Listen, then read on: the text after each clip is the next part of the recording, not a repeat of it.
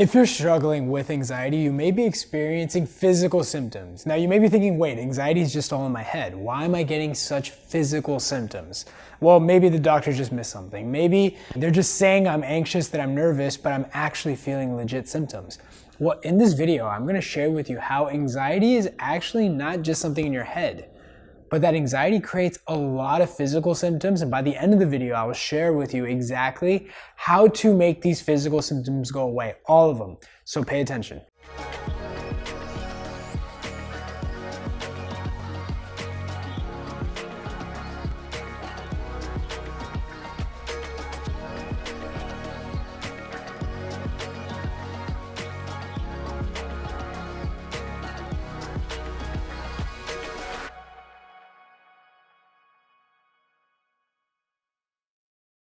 Now, before we get started, I highly recommend giving this video a thumbs up, subscribing, turning on the bell notification. It helps the channel out a great deal and it allows us to keep making valuable content for you. Now, with that said, when I was struggling with anxiety, it all started off as a panic attack, right? And at that time, I didn't even know it was a panic attack. I didn't know what was happening. And what I actually noticed is that I felt off, I felt different, and I was getting a lot of physical symptoms. I started checking my blood pressure. I started checking my heart rate. My heart rate was going up for no reason. In fact, I would be sleeping with a blood pressure cuff. And what would happen was I'd wake up in the middle of the night, my blood pressure would just be through the roof. I started getting digestive issues. I started getting all these things. And so what happened was that I felt like something was wrong. Something was physically wrong. And I went to the doctor and I talked 100 miles an hour. And I was trying to figure out what was happening, why is this happening? And the doctors just looked at me like, what are you talking about? And like, they would even like, sometimes they would like be concerned. They'll be like, okay, cool. Let's get to the bottom of this. We'll figure it out. We'll do a whole comprehensive test. We'll try to figure out everything that's happening. We'll check everything. And then they would just look at it and they say, hey, you're fine. I don't really know why this is happening. It's just anxiety. And then they would just kick me out. And when I was going through that, I had this notion that anxiety was just something that was in your head, right? Like I had experienced anxiety before. I had been nervous before I gave a presentation. I had been nervous or anxious about certain situations when I was very stressed. But this was different. I was anxious because of how I was feeling. And so this is something you're probably experiencing as well. You're getting very physical symptoms. And the physical symptoms is causing the anxiety in your head, right? That's how it at least it feels like. Well, here's what I learned, especially once I overcame this and I went back to full recovery where I don't really have any of these physical symptoms. I don't really struggle with any of these things anymore. What I actually found was anxiety is not just mental. And that's something our society teaches us a lot, that anxiety is just something that's all in your head. When the truth is that the anxiety is more about survival, okay? Anxiety's job is to keep you alive. Now, if it's about survival, there's no differentiation between the brain and the body. There's no difference between the mind and the body.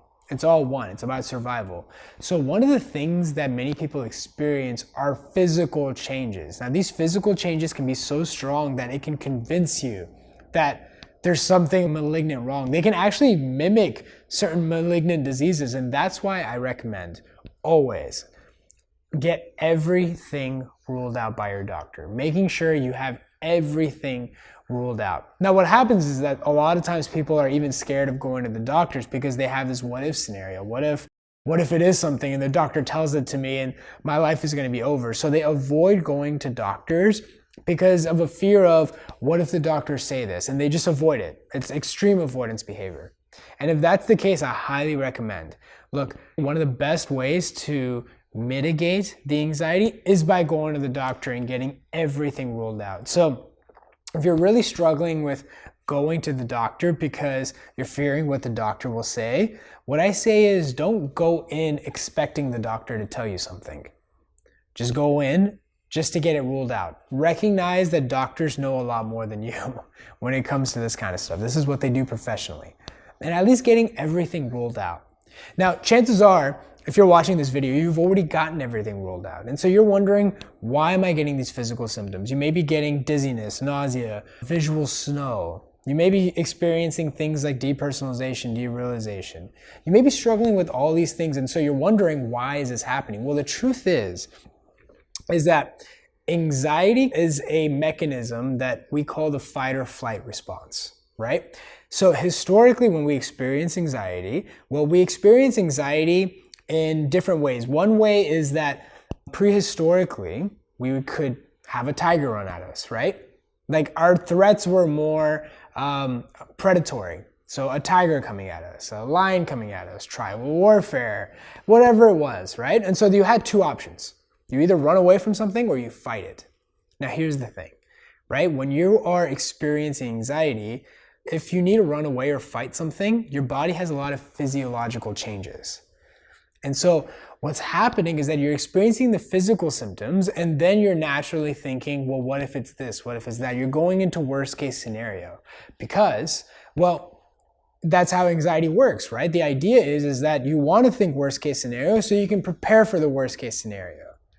You know, and so it's not I'm feeling heart palpitations, I'm on the onset of a heart attack.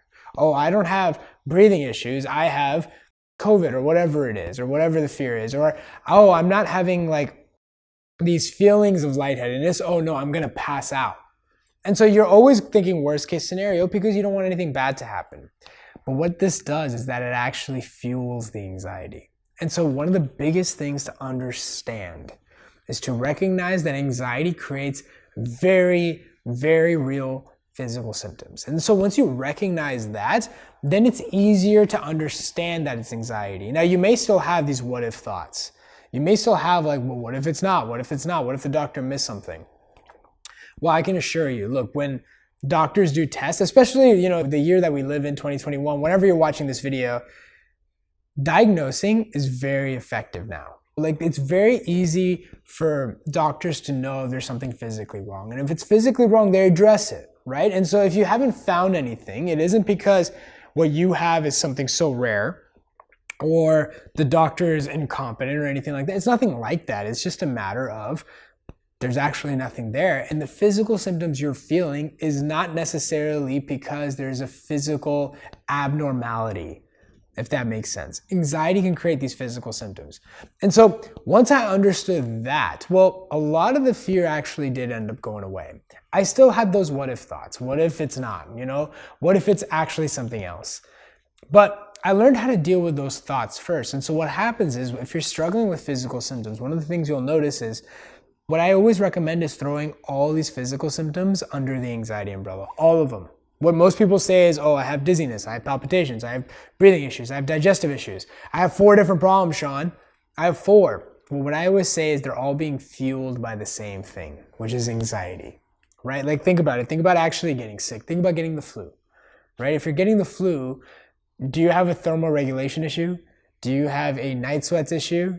Do you have a, like, whatever issue you have? No, you just have the flu, right? You have the flu. Why make it into 5 or 6 problems? It's just one problem. It's just the flu. The same way with anxiety. Throwing all your symptoms under the anxiety umbrella. Now, what you notice there is that you will start naturally losing the fear of the physical symptoms. I highly recommend. The best way to really come out of this is through knowledge, I find.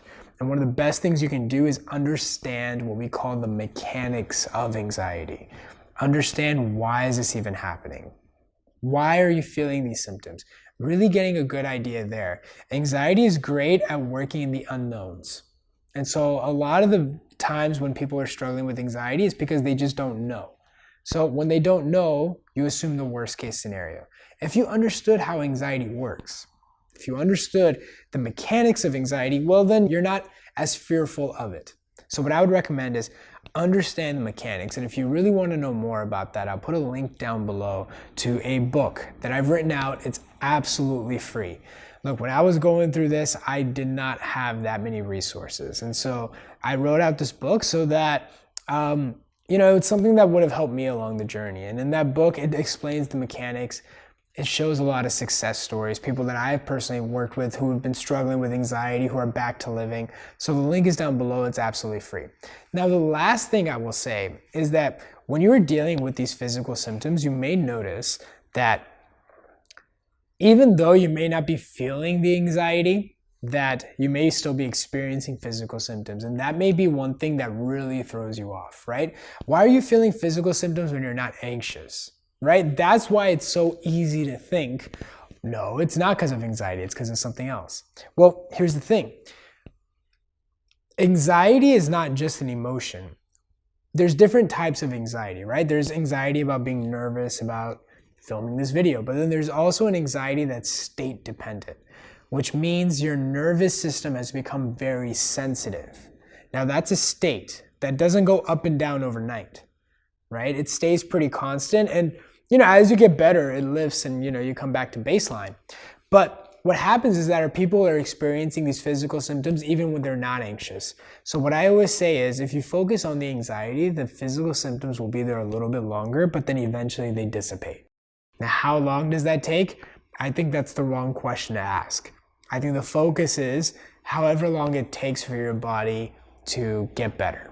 And so trying to put a timeline on your recovery is not the best way. And if you really want to know more, if you want to figure out how do I get out of this? How did other people get out of this? I think one of the best ways when you're focusing on your recovery journey is to normalize what's happening. And so for that, I would highly recommend check out the success stories. There's people that I've personally helped around the world that share their success stories. I don't tell them to say anything. I just say, be honest, share your story, and explain how your journey has been. And these are people that have talked about their recovery journey. Again, most of them are people that were my own clients that I personally helped myself. A lot of them are actually coaches now as well. A lot of them like Kaylee, Caesar, Mirka, Heather, Shiv. These are all people now that work with me that are guiding other people. And so let me know what stories resonate with you. Which success story really resonated with the symptoms that you have? Let me know in the comment section. And with that said, I'll see you in the next video.